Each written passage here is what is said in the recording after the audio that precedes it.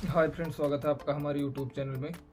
Friends, आज की video में हम डीओबी लिमिट क्रॉस के बारे में बात करेंगे कि आधार में डीओबी लिमिट क्रॉस क्यों होता है, कैसे सही होगा। इस फुल डिटेल में आप लोगों को इस वीडियो में बताऊंगा कि कैसे डीओबी लिमिट क्रॉस सही होगा।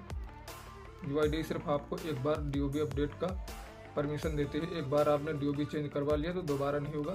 दोबारा आपने करेक्शन करवाएंगे तो वो डीओबी लिमिट क्रॉस में रिजेक्ट हो जाएगा। ये है डीओबी लिमिट क्रॉस।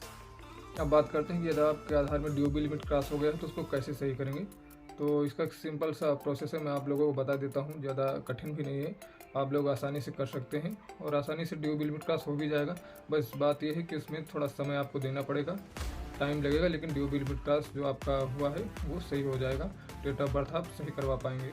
तो आप लोग वीडियो को अंत तक देखिए, जिससे आप लोगों को अच्छे से समझ में आए कि कैसे क्या करना है। इस वीडियो में आप लोग अंत तक बने। दोबारा डेट ऑफ बर्थ सही करवाने के लिए आपको इस ओपी का थ्रू जाना पड़ेगा। उसी के अनुसार आपका डेट ऑफ बर्थ सही हो पाएगा। जो लिमिट क्रॉस है वो सही होगा। इस ओपी में आपको सेल्फ डिक्लेरेशन फॉर्म की ज़रूरत पड़ेगी और बर्थ सर्टिफिकेट की ज़रूरत पड़ेगी। बर्थ सर्टिफिकेट नहीं है तो आप लोगों को सबसे पहले नगर पालिका आपका जहाँ से भी जन्म हुआ है वहाँ से आपको बर्थ सर्टिफिकेट बनवाना पड़ेगा।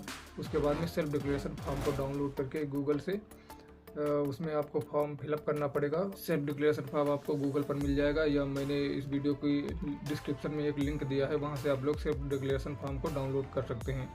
सेल्फ डिक्लेरेशन फॉर्म निकाल कर आप लोगों को उसको सही सही फिलअप कर लेना है। फिलअप करने के बाद आपको प्रिंटर से स्कैन करना पड़ेगा और जो बर्थ सर्टिफिकेट लगाएं उसको स्कैन करना पड़ेगा। दोनों को एक ही फाइल में मर्ज करना है, पीडीएफ फाइल बना लेना है। और जो पीडीएफ फाइल की साइज़ होगी वो 300 KB से ज़्यादा नहीं होनी चाहिए, 300 KB से कम ही होनी चाहिए, तभी उसमें अटैच हो पाएगा। और जो फाइल का नाम जो होगा उसमें आपका नाम जो आधार में पड़ा है वो नाम और अंडरस्कोर देना है। उसके बाद में जो डेट ऑफ बर्थ आप अपडेट कर रहे हैं उसको उसमें टाइप करना होगा, फिर अंडरस्कोर और POB.PDF ये इतना करके आप फाइल को सेव करेंगे। और या आप नहीं भी करेंगे तो आपको आधार सेंटर जहाँ भी आप अपडेट करवाएंगे तो वहाँ पर ऑपरेटर ये सब कर लेगा, आपको करने की ज़रूरत नहीं। यदि आप ये करके ले जाते हैं तो उसमें टाइमिंग की बचत होगी और आसानी से आपका काम हो जाएगा, जल्दी हो जाएगा। तो कर सकते हैं तो अच्छी बात है, करके ले जाइए। नहीं तो फिर वो ऑपरेटर आपका जहाँ भी सही करवाएंगे ऑपरेटर आपका सब प्रोसेस करके अपडेट कर देगा। ये सारी प्रोसेस करने के बाद जब आप आधार सेंटर पर जाएंगे आपका इनरोलमेंट होगा, अपडेट रिक्वेस्ट वाली जो स्लिप मिलती है, रिसिप्ट मिलती है, वो आप लोगों को मिल जाएगी। तो आप लोगों को लेकर चले ना, आपको एक कंप्लेंट करना पड़ेगा 1947 पर, या फिर आप मेल भी कर सकते हैं। यूआईडी की ऑफिशियल मेल है help@gov.in, इस तरह से मेल है, उस पर आपको मेल करना पड़ेगा। वहाँ से भी कंप्लेंट रजिस्टर हो जाती है। लेकिन आपको ध्यान इस बात का रखना है कि कंप्लेंट कब करनी है ये आप लोग जान लीजिए। जो सही प्रोसेस है, आपको कंप्लेन ये रिजेक्ट होने के बाद करनी है। जब आपका जो अपडेट रिक्वेस्ट है ये रिजेक्ट हो जाए, डीओबी लिमिट क्रॉस शो करने लगे कि आपका आधार रिजेक्ट कर दिया गया है डीओबी लिमिट क्रॉस के कारण, तो इस तरह के जब स्टेटस शो करे, जब रिजेक्ट हो जाए, तब आप लोगों को 1947 पर कॉल करके कंप्लेंट रजिस्टर करनी है। तभी आपका कंप्लेंट रजिस्टर भी होगा। और उसके पहले यदि आप कंप्लेंट करेंगे जब आपका रिसिप्ट प्रोसेस में रहेगा, इनरोलमेंट प्रोसेस में रहेगा, तो उस टाइम आपका जो कंप्लेंट हो कंप्लेंट रजिस्टर नहीं होगी। कंप्लेंट रजिस्टर हो जाने के बाद आप लोगों को एक SRA नंबर मिल जाएगा जो कंप्लेंट नंबर होता है। कंप्लेंट मिलने के साथ आपकी ये डीओबी लिमिट क्रॉस की जो आपके पास से प्रक्रिया है वो पूरी हो जाएगी।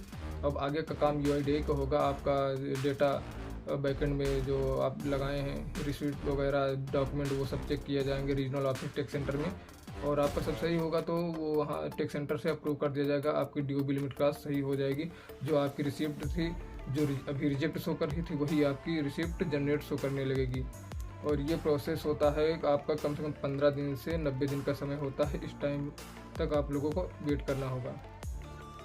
तो मित्रों, ये थी डीओबी लिमिट क्रॉस सही करने की संपूर्ण जानकारी। अगर आप लोगों को कोई डाउट है, कोई प्रश्न पूछना है तो आप लोग कमेंट कीजिए, मैं उसका उत्तर अवश्य दूंगा।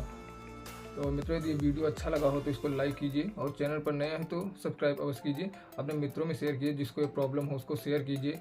और आप लोग बताइए कि आप लोगों का डीओबी लिमिट क्रॉस इस प्रोसेस से हुआ या नहीं। अगर नहीं हुआ होगा तो मैं आप लोगों को उसको चेक करके बताने का प्रयास करूँगा क्या प्रॉब्लम आ रही है। आप ये सारे नंबर सेंड करेंगे तो उसमें स्टेटस शो करता है, आप लोगों को बताएंगे क्या प्रॉब्लम है। तो मिलते हैं किसी नेक्स्ट वीडियो में, तब तक के लिए धन्यवाद।